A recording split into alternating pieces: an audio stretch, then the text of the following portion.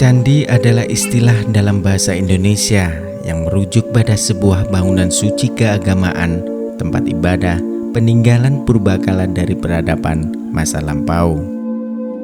Bangunan suci berupa candi biasa digunakan sebagai tempat pemujaan dewa-dewi ataupun memuliakan Buddha. Akan tetapi, istilah candi tidak hanya digunakan oleh masyarakat untuk menyebut sebuah tempat ibadah saja.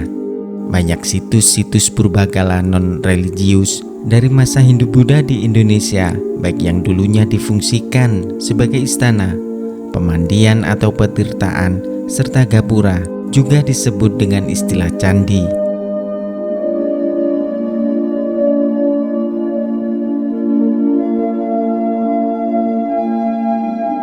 Candi merupakan bangunan replika tempat tinggal para dewa yang cukup megah, dengan dihiasi berbagai macam pahatan ukiran berpola yang saling berkaitan dan banyak mengandung makna.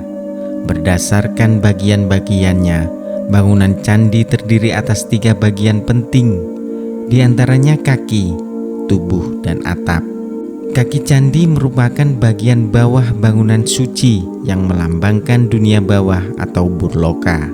Pada konsep Buddha, bagian ini disebut kamadhatu, yakni menggambarkan dunia hewan, alam makhluk halus seperti iblis, raksasa, dan asura, serta tempat manusia biasa yang masih terikat nafsu rendah.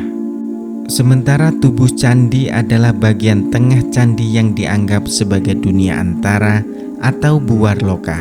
Bagian tengah candi pada konsep Buddha disebut rupadhatu, yaitu menggambarkan dunia tempat manusia suci yang berupaya mencapai pencerahan dan kesempurnaan batiniah.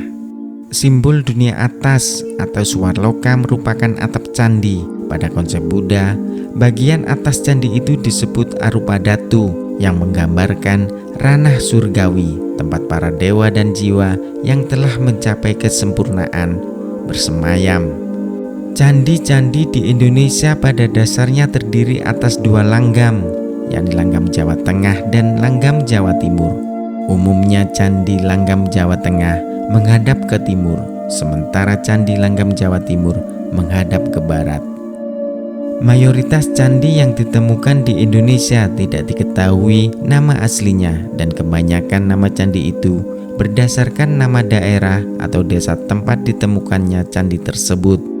Bangunan cagar budaya yang sudah diketahui masyarakat sejak dulu kadangkala juga disertai dengan legenda yang terkait dengannya, ditambah lagi dengan temuan prasasti atau mungkin disebut dalam naskah kuno yang merujuk kepada candi tersebut. Seperti halnya dengan bangunan candi yang terbuat dari struktur tumpukan bata merah kuno ini. Secara administrasi, candi ini berada di Desa Meratwetan, Kecamatan Ngedek, Kabupaten Mojokerto, Jawa Timur.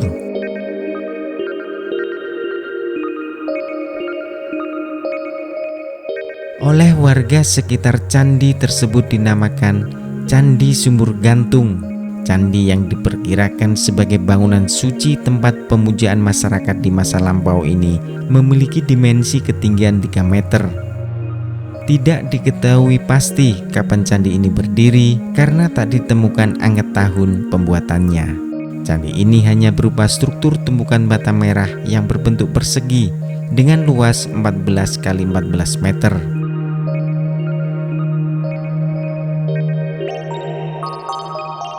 Candi Sumur Gantung dimungkinkan adalah candi manua atau watak, yaitu candi yang digunakan oleh masyarakat pada daerah atau desa tertentu dalam suatu wilayah kerajaan.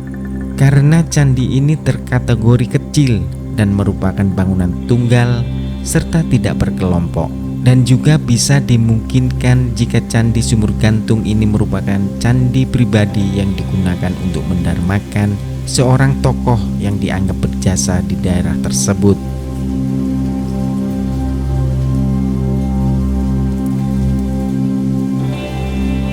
Berdasarkan dimensi ukuran bata merah kuno yang panjangnya 40 cm dengan lebar 22 cm dan ketebalannya mencapai 8 cm, jauh lebih besar jika dibandingkan dengan bata merah kuno yang banyak ditemukan di kawasan Cagar Budaya Nasional Trowulan.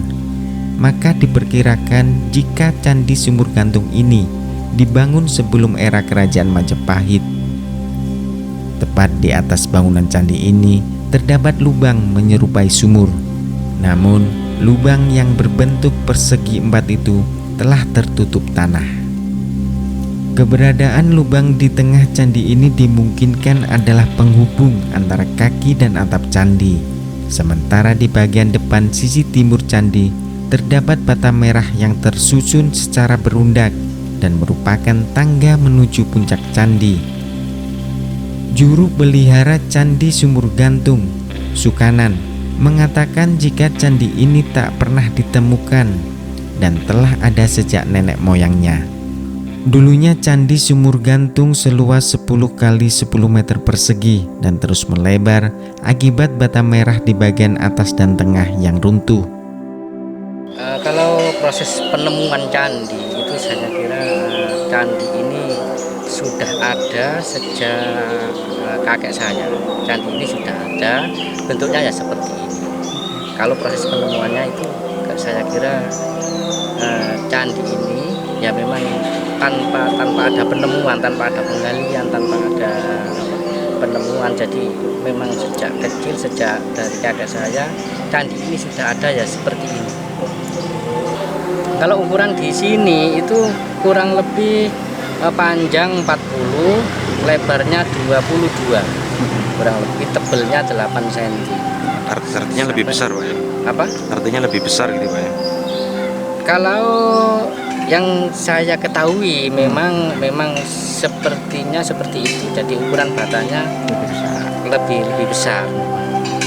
Tapi saya belum tahu persis bata yang ada di Trowulan itu ukurannya berapa.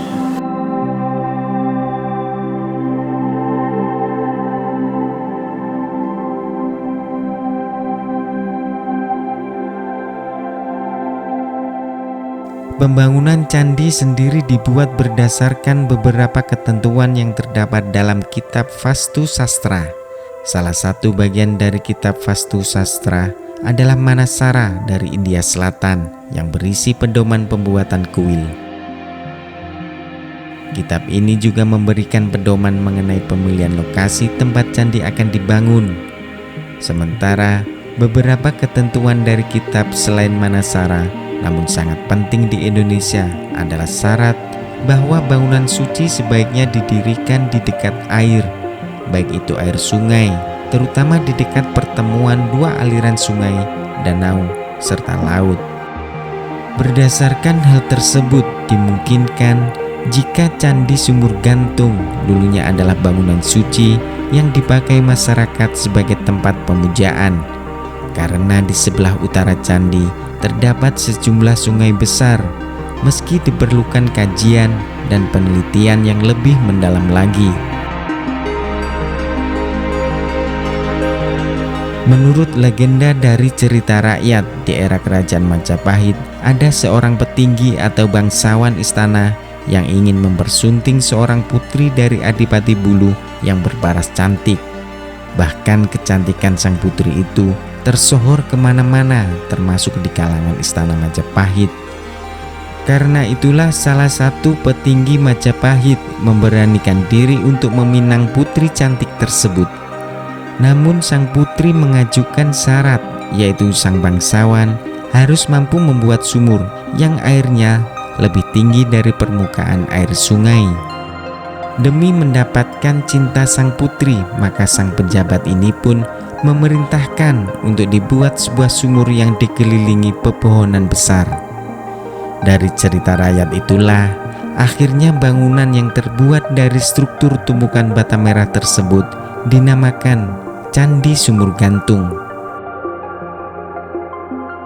Dinamakan Candi Sumur Gantung memang ada seorang dari sesepuh desa sini yang tahu bahwa di Desa Meratetan dulu itu memang ada sebuah pintu gerbang kerajaan. Namanya Kerajaan Bulu Ketiga. Kerajaan Bulu Ketiga itu mempunyai seorang putri seorang putri itu mau dipersunting oleh pejabat kerajaan Mojopahit. Putri tersebut mau dipersunting oleh pejabat kerajaan Mojopahit. Dia meminta sebuah persyaratan, yaitu dibuatkan sebuah candi, yang candi itu di tengah ada sumurnya, dan permintaannya permukaan air yang ada di dalam sumur itu lebih tinggi dari sungai. Oleh pejabat kerajaan tersebut dibuatlah candi itu di tepi sungai. Kalau tidak salah sebelah utara candi itu bekas sungai. Itu bekas sungai, dan akhirnya dibuatlah candi itu di pinggir sungai dan dikelilingi oleh pohon-pohon besar. Dengan maksud kandungan air yang ada di dalam pohon itu melalui akar-akarnya masuk ke sumur candi. Jadi candi tersebut sumber airnya dari pohon-pohon besar itu.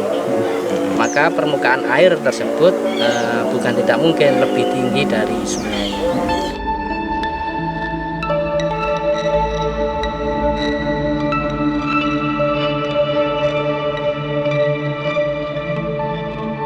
Terlepas dari kebenaran cerita rakyat yang melegenda tersebut, dulunya sumur ini pernah mengeluarkan air, yang berarti pada masa Majapahit sudah mengenal teknologi sumur artesis atau sumur resapan. Hal ini membuktikan bahwa di samping sistem kanal dan waduk, Majapahit telah menguasai teknik hidrologi bangunan air.